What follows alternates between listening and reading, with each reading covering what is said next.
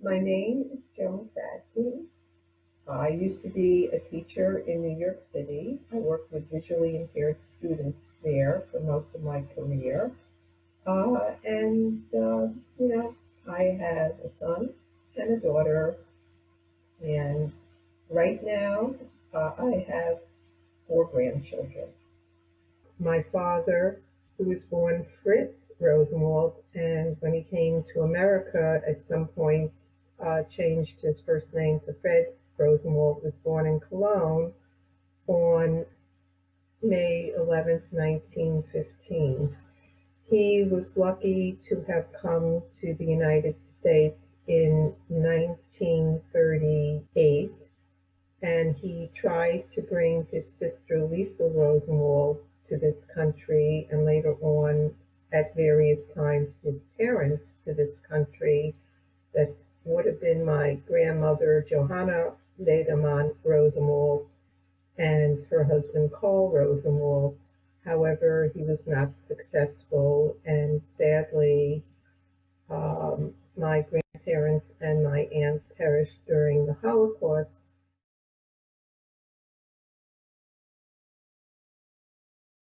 Nobody really spoke about the Holocaust. I mean, you'd hear little bits here and there. My mother probably spoke a little bit, but my father uh, did not really talk about the Holocaust. And my brother and I, uh, we didn't really ask questions because we knew it was a very sad topic with him.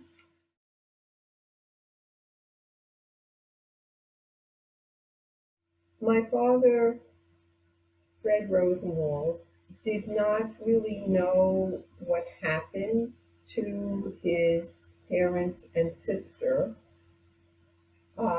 He received a letter in the early 60s telling him that his sister, Lisa Rosenwald, was at Shoah concentration camp in, I believe, Poland.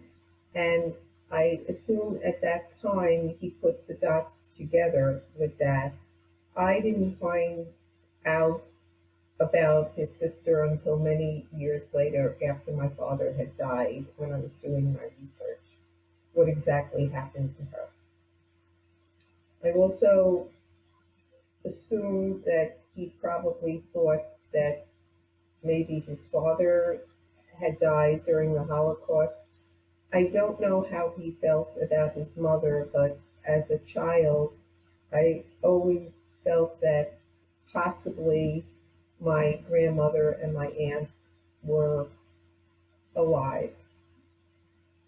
You always have hope, but I was wrong with that one. So while I was hoping, my father was probably figuring out in his mind, well, they did not survive.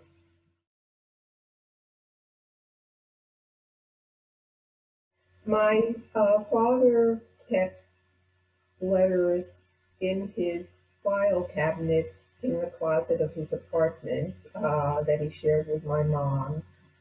And they were tied up in two bundles.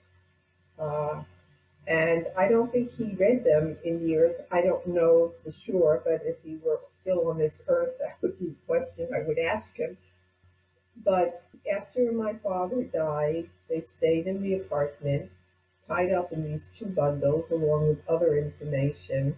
And when my mother passed away, my brother and I inherited them, and they ended up in my apartment. And I had problems because of the emotion that I didn't, well, I felt was in the letters. I, couldn't approach it. I also wanted to know what was in the letters. The letters were primarily written by my grandmother, Johanna Ledermann Rosenwald, and my aunt, Lisa Rosenwald. And through the letters, I basically learned about my big family. I learned about my dad, Fred Rosenwald's efforts to get his family to this country, which were ultimately not successful. And I learned a little bit of what was going on at the time. And the letters were primarily from the 1938 to, I think the last one was at the end of November 1941, before my grandparents and my aunt were deported. And so I had like kind of like a last letter that has been translated into English from my grandmother Johanna.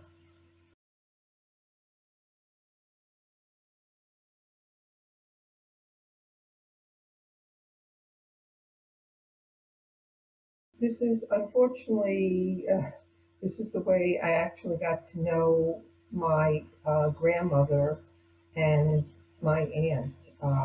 And they were very, very nice people. My grandmother was a very loving person.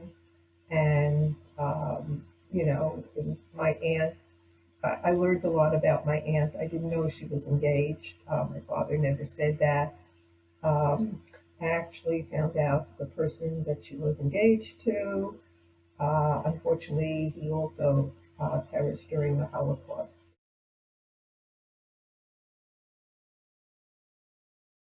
For me to look at these letters just in the two bundles, but I knew that something had to be done with them, because why would I end up with these letters? And I thought, and my brother thought, that it would be a good choice to donate them. We decided on the United States Holocaust Memorial Museum in Washington, D.C. First of all, I wanted it to be passed down, and I didn't, you know, to people, and uh, I don't want history to repeat itself. And there are lessons to be learned from the letters.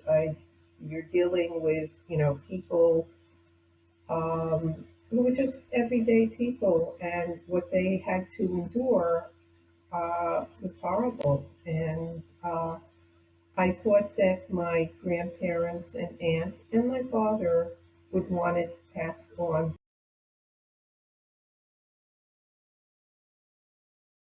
The Holocaust really affected my life in terms of decisions and whatever, and it affected the path of my life. I try to be a fair person. I try to be a person who doesn't rely on stereotypes, and I don't rely on stereotypes. When I meet someone, I look at them for what the individual is, and I think that's very important. So, you know, it's partially due to what went on in my family. I think we have to try to make this world a better place. And that's what I tried to do with my life. And I tried to honor my grandparents and aunt by various choices that I made in life.